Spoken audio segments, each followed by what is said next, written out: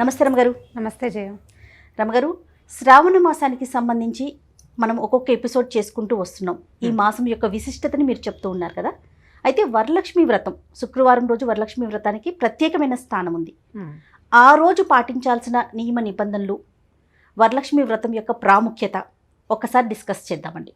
తప్పకుండా జయ. ప్రతి సంవత్సరం చేసుకునేదే, కానీ ప్రతి ఏడాది కొత్తగానే ఉంటుంది. అవునండి. పౌర్ణమికి ముందు వచ్చే శుక్రవారం ఇది ప్రత్యేకంగా చెప్పబడింది. మామూలుగా పౌర్ణమి చాలా విశిష్టమైనది, దాని ముందుండే 2 వారాలు చాలా ప్రత్యేకమైనవిగా, అంటే శుక్లపక్షం చాలా ప్రత్యేకమైంది. పౌర్ణమి తర్వాత అమావాస్యకి ముందు వచ్చే పక్షానికి అంత పెద్ద ప్రాముఖ్యత సాధారణంగా కనపడదు. మనకి వసంత నవరాత్రులు, శరన్నవరాత్రులు అవన్నీ కూడా పౌర్ణమికి ముందుండే 10 రోజులే ప్రత్యేకంగా. ఇవి కాకుండా ఇంకో 2 నవరాత్రులను కూడా చేస్తాం. మాఘ నవరాత్రులు, వైశాఖ నవరాత్రులు కూడా ఇవి పౌర్ణమికి ముందు రోజులు. ఆ క్రమంలో భాగంగానే ఈ వ్రతాన్ని కూడా పౌర్ణమి ముందు వచ్చే 2వ శుక్రవారాన్ని ఈ వ్రతంగా చేసుకుంటాం, వరలక్ష్మి వ్రతం. ఇదేంటంటే స్త్రీలకి సౌభాగ్యదాయకమని, తర్వాత ధనధాన్య సమృద్ధి లభిస్తుందని ప్రత్యేకంగా. అంటే మామూలుగా లక్ష్మీ అవతారాల్లో మనకి అష్టలక్ష్ములలో వరలక్ష్మి లేదు. వరలక్ష్మీదేవి అష్టలక్ష్మిలో భాగం కాదు. కానీ అమ్మవారు అనుజ్ఞ ఇవ్వడం వల్ల వరలక్ష్మి, అంటే వరాలు ఇచ్చే తల్లిని ఇవాళ పూజించడం ఒక విధానంగా మొదలుపెట్టారు. అన్ని వ్రతాలకి కథలు చెప్పుకున్నట్టు కానీ ఈ వ్రతానికి కూడా ఒక కథ చెప్పబడుతుంది. అది స్కాంద పురాణాంతర్గతమైన కథ అని చెప్పుకుంటూ ఉంటాం అన్నమాట. ఒకసారి పూజా విధానం మాట్లాడుకున్న తర్వాత కథలోకి వెళ్దాం రమగారు. శ్రావణ మాసం మొదలు పెట్టడానికి ముందే అందరూ బూజులు దులుపుకుంటారు, ఇల్లు తుడుచుకుంటారు. శ్రావణ మాసం అంతా కూడా ఇంటి శుభ్రతకి చాలా ప్రాధాన్యత ఇవ్వాలి. వాకిళ్ళు శుభ్రంగా ఉంచటం, నిత్యము గడపకి పసుపు రాసి బొట్టు పెట్టి కొంచెం వాకిట్లో గుమ్మంలో ముగ్గు వేయటం, ముగ్గు వేసుకోవటం, మామిడి మండలు అవి తోరణాలు కట్టుకుని, పువ్వుల తోరణాలు, స్త్రీలు తొందరగా స్నానం చేయటం, ఉదయమే నిద్ర లేవటం, సూర్యోదయాత్ పూర్వం కాకపోయినా కనీసం సూర్యోదయానికి ఇంట్లో పక్కలు అవి ఉండకూడదు. నిద్ర లేవగానే ముందు పక్కలు దుప్పట్లు మడిచిపెట్టేసుకోవాలి. అది కోరుకుంటుంది అమ్మవారు. ఆ రకమైన శుభ్రతే లక్ష్మీదేవికి ఇష్టం. అవును. ఇంట్లోకి తెల్లవారేసరికల్లా మొత్తం ఇల్లంతా వెలుగుగా ఉండాలి. అంటే సూర్యోదయపు ఎండ వెలుగు ఇంట్లోకి రావాలి. అన్ని ముందే లేవాలి, తలుపులన్నీ తెరిచుంచాలి, అందరూ ముందే లేవాలి, స్నానాలు చేసేయటం, ఇల్లు శుభ్రంగా ఉంచుకోవటం, పడుకున్న వాళ్ళు ఉండకూడదు పూజ చేసే టైంలో. అయితే అమ్మవారికి 5 రకాల నైవేద్యాలు పెట్టడం కొన్ని ఇళ్లలో ఆచారంగా ఉంటుంది. అమ్మవారిని అలంకరించుకోవటం. ఇప్పుడు అలంకారం అంటే ఒక్కొక్కళ్ళు ఒక్కొక్క విధానంగా చేస్తారు. కలశం పెట్టుకుని ఒక చిన్న ప్రతిమని కలశంతో పాటుగా ఆరాధించడం ఒక పద్ధతి అయితే, ముఖాకృతిని పెట్టి అమ్మవారి ఆకారాన్ని తయారు చేసుకునే విధానం ఒకటి. ఇప్పుడు ఫ్యాన్సీగా కంటే అత్తవారిళ్లలో ఏ విధానం ఉందో ఆ విధానాన్ని పాటించటమే పద్ధతి. అవును. ఇది అత్తారిళ్లలో చేసుకునేదే. మన అత్తవారింట్లో లేదా మనం ఏటా ఎలా చేసుకుంటున్నామో అట్లా ప్రతిమగాను చేసుకోవచ్చు, కలశ రూపంలోనూ చేసుకోవచ్చు. బంగారం పెట్టి పూజ చేయటం కూడా ఈ విధానం నడుస్తుంది. అంటే ఇంట్లో ఉన్న బంగారం మొత్తం కూడా మనం ఎక్కడైతే అలంకరణ చేస్తామో అక్కడ అమ్మవారికి అలంకరించి పూజ చేసుకుంటాం. బంగారానికంటే కొత్తగా ఒక బంగారు వస్తువు కానీ ఒక రూపు కానీ కొని ఆ వస్తువుకి ఆ రూపుకి లక్ష్మీ అంశగా భావించి పూజించడం ఒక పద్ధతి. అయితే అమ్మవారి అలంకరణ చేసుకోవటం చక్కగా ఒక ప్రత్యేకమైన పీట, సాధారణంగా రోజు పూజ చేసుకునే చోటే కాకుండా అక్కడే ఇంకొక పీట, తర్వాత చక్కగా పసుపు బొట్టుతో అలంకారం చేయటం, ముగ్గు వేయటం, కలశ స్థాపన చేసుకోవటం, అమ్మవారిని స్థాపించి తర్వాత చకచకా వంట చేసుకోవటం. ఈ 5 రకాల పదార్థాలు. అంటే సాధారణంగా చేసేది ఏంటంటే పాయసము, పులిహోర, గారెలు, బూరెలు.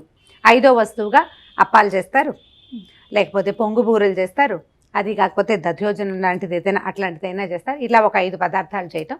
బూరెలు వాయనం ఇవ్వటం, 16 బూరెలు వాయనం ఇవ్వటం ఒక పద్ధతిగా చేస్తూ ఉంటారు. చాలా మంది ఇళ్లలో 16 బూరెలు వాయనమే, 2 16లు 32 ఇచ్చేవాళ్ళు కూడా కనిపిస్తారు. అవునండి. 32 బూరెలు ఇస్తారు వాయనంగా. ఒక ముత్తైదుకి వాయనం ఇవ్వాలి అన్నమాట. అమ్మవారికి ప్రత్యేకించి ఏదైనా ఆహార పదార్థం చేయాలి, నైవేద్యం చేయాలని అలా ఏమన్నా ఉందా రమగారు? బూరెలే ప్రత్యేకమైన నైవేద్యం. లక్ష్మీదేవికి శనగపప్పు ఇష్టం అని చెప్తారు. అందుకని నార్త్ ఇండియాలో చాలా చోట్ల అయితే ఈ రోజున మైసూర్ పాక్ చేస్తారు. శనగపిండి ఆమెకి ఇష్టం.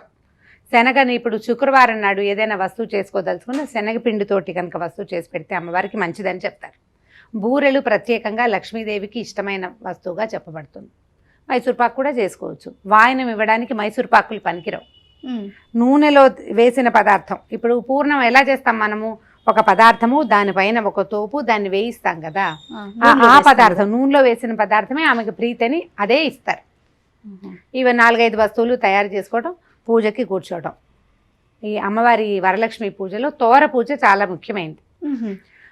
మామూలుగా షోడశోపచారాలతో పూజ చేయటం, తర్వాత తోర పూజ. తోరాలు ఏంటంటే 9 దారాలు 9 ముళ్ళు వేసి తోరాలు తయారు చేసుకోవాలి. అమ్మవారికి ఒకటి, పూజ చేసే వ్యక్తి స్త్రీమూర్తికి ఒకటి. ఇంట్లో ఆడపిల్లలు ఉంటే అమ్మాయిలు, పెళ్ళైన అమ్మాయిలను కోడళ్ళు ఉన్నా వాళ్ళకి ఒక్కొక్కటి మనుషులు అంకెలు పెంచుతామన్నమాట. ఈ తోరాలన్నీ లైన్గా పెట్టి అందులో గ్రంథి పూజ అని ఒక ప్రత్యేకమైన విధానం చెప్పబడుతుంది. అమ్మవారి నామంతో ప్రథమ గ్రంథి, ద్వితీయ గ్రంథి, తృతీయ గ్రంథి, ఒక్కొక్క గ్రంథికి పూజ. అంటే ముడి, గ్రంథి అంటే ముడి. ఈ 9 ముడులకి పూజ చేస్తామన్నమాట. మానవ శరీరంలో ఉన్న నవనాడులే ఈ 9 ముళ్ళు. ఇలా నాడీ పూజ అనమాట. నవనాడులు అని చెప్తామా, ఆ 9 నాడులకి ప్రతీకగానే ఈ 9 ముళ్ళు వేస్తారు. ఈ తోర పూజ చేసిన తర్వాత తోరాన్ని చేతికి కట్టుకుంటాం. పూజ అయిన తర్వాత అమ్మవారి తోరాన్ని ఆమెకు సమర్పించి మన తోరాన్ని మనం చేతికి కట్టుకున్నాక అప్పుడు అక్షతలు చేతితో తీసుకుని అప్పుడు మనం వరలక్ష్మి వ్రత కథ వింటాం. ఇది ఎప్పుడు జరుగుతుంది? తోర పూజ అయ్యాక ఈ నైవేద్యాలు అవి పూజ అంతా అయిపోతుంది, అష్టోత్తరం చేస్తాము, పూజ అయిపోతుంది. తర్వాత అప్పుడు ధూపదీప నైవేద్యాలు సమర్పించాక నైవేద్యం అయిపోతుంది, తాంబూలం సమర్పించి ఆ తర్వాత తోర పూజలోకి వస్తాం. దాని తర్వాత కథ వింటాం అనమాట. ఇప్పుడు కథ వింటాం. ఇక కథ విన్న తర్వాత కథ అయిపోయాక ఆ అక్షతలు సగం అమ్మవారి మీద వేయటం, సగం మన మీద వేసుకోవటం, భర్తతోటి అక్షింతలు వేయించుకోవాలి. వరలక్ష్మి వ్రతము, ఈ మంగళగౌరి వ్రతాలు ఇవి ఏంటంటే సౌభాగ్య సిద్ధి కోసం చేసేవి. ధనధాన్య సమృద్ధితో పాటుగా సౌభాగ్యం అంటే భర్తతోటి మనం కలకాలం కలిసి ఉండాలి, అనురాగంతో కలిసి ఉండాలి. ఎలాగోలాగా కలిసి ఉండటం కాదు, ఎలాగో ఒక చూరు కింద ఉండేది కాదు. మనం వాళ్ళతో సజావుగా హాయిగా సంతోషంగా ఉండాలని ఆయనకు అక్షింతలు ఇచ్చి, పెద్దవాళ్ళైతే చిన్నవాళ్ళైనా, భర్త అంటే పెద్దో చిన్నో ఎవరైనా సరే దండం పెట్టి అక్షింతలు వేయించుకోవటం. ఆ తర్వాత ఆ రోజంతా పోట్లాడకుండా ఈ పూజా విధానం అంతా కూడా ఓపికతోటి చేసుకోవాలి. విసుకోవటము, సరిగ్గా చేయలేదంటము, పిల్లల్ని కేకలేయటము, పోట్లాటకి దిగడము అలాంటివి చేయొద్దు. అవి ఏవి చేసినా ఇది ఫలితాన్ని ఇవ్వదు. పూజ ఫలితం పోతుంది. ప్రశాంత చిత్తులుగా ఉండాలి. దానికి కావలసిన అట్మాస్ఫియర్ ముందే అరేంజ్ చేసి పెట్టుకోవాలి. కథ వినేసి అక్షింతలు వేసుకున్న తర్వాత ఇంకేముంది, వాయనం ఇచ్చే అలవాటు ఉన్న వాళ్ళు, అందరి ఇళ్లలోనూ వాయనాలు ఇచ్చే అలవాటు ఉండదు, ఏదో ఒక తాంబూలం ఇస్తే సరిపోతుంది. అయితే వాయనం ఇచ్చే అలవాటు ఉన్న వాళ్ళు ఈ 16 లేదా 32 బూరెల్ని ఒక ముత్తైదుకి ఇంట్లోనే కూర్చోబెట్టి పసుపు రాసి బొట్టిచ్చి తర్వాత ఈ వాయనం సమర్పించిన తర్వాత భోజనం చేస్తారు. వరలక్ష్మి వ్రతం ఏంటంటే పగలు భోజనం చేసినా రాత్రి భోజనం చేయరు, అన్నం తినరు అనమాట. అన్నం తినకుండా ఉండటమే. అది కూడా పెద్ద గట్టి నియమం ఏం కాదు. ఇవి పొద్దుటి ప్రసాదం కూడా తినేస్తూ ఉంటారు. వాళ్ళ ఇళ్లలో అలవాటుని బట్టి రాత్రి భోజనం చేయకుండా ఉండడమే విధి. అంతే పూజ. ఓకే. తర్వాత మనం ఉదయమే కథ చదువుకుంటాం. పూజతో పాటే మనం కథ చదువుకుంటాం. అక్షింతలు పట్టుకుంటాం కదా, అక్షింతలు పట్టుకుని కథ వింటమే. ఇందులో చాలా విశేషమైన కథ కంటే కూడా విధానం చాలా ముఖ్యమైనది. దీనికి నియమం ఉంది చూడు. పౌర్ణమికి ముందు రోజు పుండుంచే వారమే చేయాలి. అంటే సంవత్సరం అంతా మనం ఆ రోజు కోసం చూస్తూ ఒకటి. తర్వాత ఈ రోజు కోసం ప్రత్యేకంగా తప్పకుండా చిన్న మెత్తైన బంగారపు వస్తువు కొనుక్కోవాలని ఒక అలవాటు చేసుకుంటాం. బంగారం ఏర్పరచుకునే నియమానికి ఇదొక నాంది. ఆడపిల్లలు ఉన్న వాళ్ళు ఏటా కొంటే పెళ్లి నాటికి ఆ వస్తువు సమకూడుతుంది ఏదో కొంత. ఈ రోజున ఇల్లు చాలా శుభ్రంగా ఉంచుకోవాలి. ఈ 5 పదార్థాలు చేయాలి. ఈ రోజున దెబ్బలాడకూడదు, పోట్లాడకూడదు, స్థిమితంగా ఉండాలి. మా సంవత్సరం అంతా ఎలా ఉన్నా ఈ రోజున ఖచ్చితంగా భర్తతోటి అక్షింతలు వేయించుకోవాలి. నియమపాలన చేయాలి, ముఖ్యం. నియమపాలన ముఖ్యం. ఇప్పుడు ఇందులో అది ఏదైనా తినకూడదన్న నియమం లేదు, నీ చెయ్యకూడనివి అది కూడా నువ్వు కష్టపడేదేం లేదు. విధానం మార్చుకోవటం అంతే. ఇప్పుడు మనకి ఏర్పరచబడినటువంటి అన్ని పూజల్లోనూ కూడా ప్రధానమైంది ఏంటంటే ఆ రోజున నువ్వు ప్రశాంత చిత్తంతో ఉండి భగవదారాధన చెయ్యి. దీనివల్ల నువ్వు భగవంతుడి దగ్గరికి చేరటం ఎలాగూ సాధ్యపడుతుంది. ఒక పర్సెంట్ నువ్వు ముందుకెళ్తావు. అవును. దాంతోపాటు నీ దైనందిక జీవితము అటు ఇటు పోకుండా సరిగ్గా సజావైన ప్రవర్తనతోటి ఉంటుంది. చాలా ముఖ్యమైనది ఏంటంటే పరము కాదు, ఇహం. ఇది నడవాలి ముందు, దీని తర్వాత పరం. ఇది నడిస్తే కదా, ఇది రోజు రోజు గుంజాటనతోటి గొండాటనతోటి ఉంటుంటే ఇక పరం మీద ఏముంటుంది ఆసక్తి మనకి? రోజు బాగా నడవాలి కదా. ఈ రోజులన్నీ బాగా చేసుకోవటానికే మనకి ఇన్ని పర్వదినాలు ఉన్నాయి, పండుగలు పర్వదినాలు. బహుశా ఇందుకోసమే వచ్చి ఉంటాయి రమ్మగారు. అందుకే ఇప్పుడు ఇలాంటి రోజుల్లో ఇప్పుడు మీరు అన్నట్లుగా నియమ నిబద్ధతతో ఉండటం, గొడవలు పడకుండా ఉండటం, శుచిగా శుభ్రంగా ఉండటం, ఇలాంటివన్నీ పాటిస్తూ ఉంటే మనకి ఇవి ఎక్కువ పండుగలు పర్వదినాలు. ఇవి ప్రతిరోజు అంటే వచ్చినప్పుడల్లా మనం చేయటం వల్ల నార్మల్గా ఉండే రోజుల్లో కూడా ఇదంతా అలవాటు అయిపోతుంది కదా, ప్రతిరోజు మనకి ఒక అలవాటుగా మారిపోతుంది. అదే అంటే అంటే మన జీవన శైలిలో మార్పు వచ్చేస్తుంది కదా. అదే లివింగ్ స్టైల్ మార్చుకునేందుకు ఇది ఒక ఆసరా. అది ఇది అలవర్చుకోవాలి. ఇప్పుడు శ్రావణ మాసంలో 4 శుక్రవారాలు ఉన్నాయి, 4 మంగళవారాలు పూజ చేసుకోవచ్చు, 4 సోమవారాలు, 4 శనివారాలు. ఎన్ని అయిపోయినాయి? ఇన్ని రోజులు నువ్వు పూజ కోసం ప్రశాంతంగా ఉండటం అలవర్చుకుంటే ఆటోమేటిక్గా అలవాటైపోతుంది. అవును, ఇది అవసరమైన విధి అంతే. రమగారు మరి కథ ఒకసారి చెప్పుకుందామండి. అన్ని వ్రత కథల్లాగానే శౌనకాది మునులకి సూత మహాముని చెప్పారు. ఒకసారట పార్వతీదేవి పరమేశ్వరుని అడిగిందట, మానవలోకంలో చాలామంది స్త్రీలు వీళ్ళ సౌభాగ్యాని కోసం ఏదైనా చేసుకునేందుకు ఒక వ్రతాన్ని చెప్పండి. సౌభాగ్యం అంటే ఒక భర్తతో ఉండటం ఒకటే కాకుండా భర్తతోటి అభివృద్ధి కలిగిన సంసారం ఉండటం. భార్యాభర్త అన్యోన్యంగా ఉంటారు కొంతకాలం, ఉన్న తర్వాత వీళ్ళకి ధనధాన్య అభివృద్ధి అవి లేకపోతే ఎంతకాలం అన్యోన్యంగా ఉండగలుగుతారు? అవును, అన్యోన్యతకి అనుపానాలు చాలా కావాలి. సంపద లేనైతే ఎక్కువ కాలం అన్యోన్యంగా ఉండలేకపోతారు. ఇద్దరు ఉన్నప్పుడు ఉంటారు, సంతానం వృద్ధి అయ్యే కొందికి ఎంతో కొంత సంపద లేకపోతే ఈ పిల్లల్ని పెంచుకోవటం అది కష్టమైపోతుంది. అందుకని స్త్రీలకి సౌభాగ్యకరమైన వ్రతం ఏదైనా చెప్పమని అడిగితే పరమేశ్వరుడే స్వయంగా పార్వతీదేవికి చెప్పారట. వరలక్ష్మి వ్రతం అని ఒక వ్రతం ఉన్నది. అది శ్రావణ మాసంలో ఇలా పౌర్ణమికి ముందొచ్చే శుక్రవారం అంటే శ్రావణ మాసంలో 2వ శుక్రవారం, పౌర్ణమికి ముందొచ్చే శుక్రవారం చేసుకుంటే చాలా సౌభాగ్య వృద్ధికరం అవుతుంది అని చెప్పారు. చెప్తే అప్పుడు ఆవిడ అడిగిందట, ఎవరు చేశారు ఈ వ్రతాన్ని అంటే, చాలా కాలం క్రితం అట విష్ణుకుండినం అని ఒక నగరం ఉండేది. ఆ విష్ణుకుండిన నగరంలో చారుమతీదేవి అని ఒక ఆవిడ ఉండేది. ఆవిడ చాలా పతివ్రత, భర్తకి చాలా చేదోడు బాదోడుగా ఉండేది. ఇంట్లో అత్తమామలు ఉంటే వాళ్ళని చాలా బాగా చూసుకునేది. నిత్యము లక్ష్మీ అర్చన చేసేది ఆవిడ. నిత్య గౌరీ పూజ కాకుండా నిత్య లక్ష్మీ పూజ చేసే అలవాటు ఉన్న ఆవిడే. అయితే ఆవిడ ఏం చేసేదట, ఉదయం లేవగానే ఆకిలి ఉడిచి ముగ్గేసేది, గుమ్మాలు కడిగి పసుపు రాసి బొట్టు పెట్టేది, గోవుకి పూజ చేసేది, స్వయంగా పాలు తీయటం లాంటి గృహకృత్యాలు చేసుకునేది. ఆస్తిపాస్తులు ఉన్నప్పటికీ స్వయంగా పనిచేసే విధానం కలిగి ఉందన్నమాట. ఇల్లు ఎప్పుడు శుభ్రంగా ఉంచేది. 3 పూట్ల యజ్ఞం చేసే ఆమె భర్తకి చేదోడు బాదోడుగా ఉండేది. ఆ ఇంట్లో ఉండే పెద్దవాళ్ళు ఎప్పుడూ బాధపడేవాళ్ళు కాదు. ఆమె వాళ్ళని బాధపడనివ్వకుండా ఉంచేది. వాళ్ళ ఇంటికి వచ్చిన చుట్టాలకి లేదనకుండా తను చేయగలిగినంత సహాయం చేసేది. ఇలాంటి ప్రవర్తన కలిగి ఉండటంతో ఒకనాటి రాత్రి ఆవిడకి కల్లో లక్ష్మీదేవి కనిపించిందట. కనపడి శ్రావణ మాసపు 2వ శుక్రవారంలో నా కోసం పూజ చెయ్యి, నీ తాలూకు సంపద దినదినాభివృద్ధి చెందుతుంది, సౌభాగ్యం వృద్ధి చెందుతుందని సెలవిచ్చింది. అప్పటికి 3 నెలలు ఉంది శ్రావణం. ఆమెకు పొద్దున్నే మెలకు రాగానే అది తెల్లవారుజామున వచ్చిన కళ. గబగబా లేచి భర్తకి అత్తమామలకి ఇంట్లో ఉండే వాళ్ళందరికీ చెప్పిందట, నాకు కళ వచ్చింది, అమ్మవారు పద్మం మీద కూర్చునుంది, తర్వాత ఒక చేతిలో నుంచి రత్నరాసులు పడుతున్నాయి, ఆవిడ శ్రావణ మాసపు 2వ శుక్రవారం నాడు వరలక్ష్మి వ్రతం చేయమని తన పేరు మీద నాకు ఆజ్ఞ ఇచ్చింది అని చెప్తే చెప్పేసరికి పూజ చేయటం కదా మంచి సంగతి, రోజు పూజ చేసే ఆవిడ. సరే ఈ మాట ఆ నోట ఈ నోట చుట్టుపక్కల అందరిళ్ళకి తెలిసింది. సరే వరలక్ష్మీదేవి స్వయంగా చారుమతికి చెప్పిందంటే ఇది చాలా విశేషమైందని ఎప్పుడెప్పుడు వస్తుందా శ్రావణ మాసం అని వెయిట్ చేశారు చుట్టుపక్కల స్త్రీలంతా కూడా.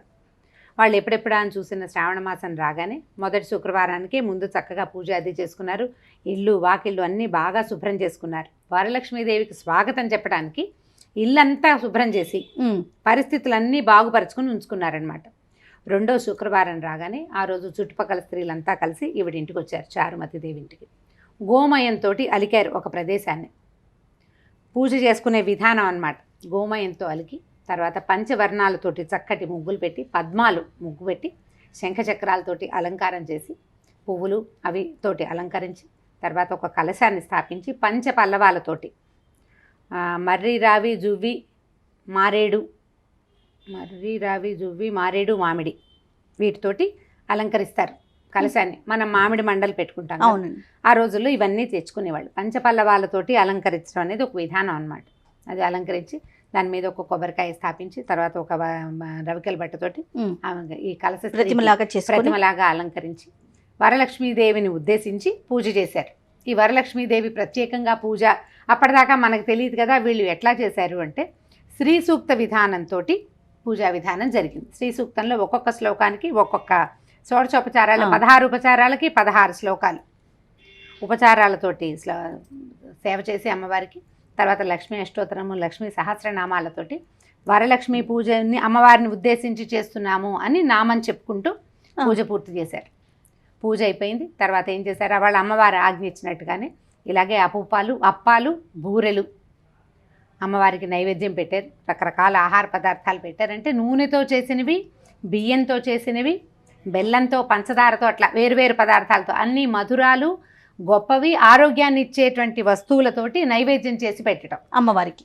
సలిమిడి, తర్వాత వడపప్పు, పానకము, కొబ్బరికాయలు, అరటిపళ్ళు, ఖర్జూరాలు, అలాంటివన్నీ అన్నీ ఆరోగ్యదాయకమైనవే. అమ్మవారికి అభిషేకం చేసినప్పుడు కూడా పంచామృత అభిషేకం చేసి పంచామృతాలు, ఇన్ని రకాల పదార్థాలు, తర్వాత భక్ష్యము భోజ్యంచే లేఖ్యంచే చోష్యం పానీయమేవచ అంటారు. ఇన్ని రకాలు పెట్టాలి. మళ్ళీ చెప్దామా? సరే. భక్ష్యం భోజ్యంచే లేఖ్యంచే చోష్యం పానీయమేవచ అంటారు. అంటే 5 రకాలు: భక్ష్యము, భోజ్యము, చోష్యము, లేఖ్యము, పానీయము, ఇన్ని రకాలతోటి నైవేద్యాలు పెట్టారు. పెట్టిన తర్వాత ఈ తోరాలు పూజ చేశారు. తోరాలు చేతికి కట్టుకుని ఏం చేశారంటే ఈ మండపానికి ప్రదక్షిణాలు చేయమన్నారు.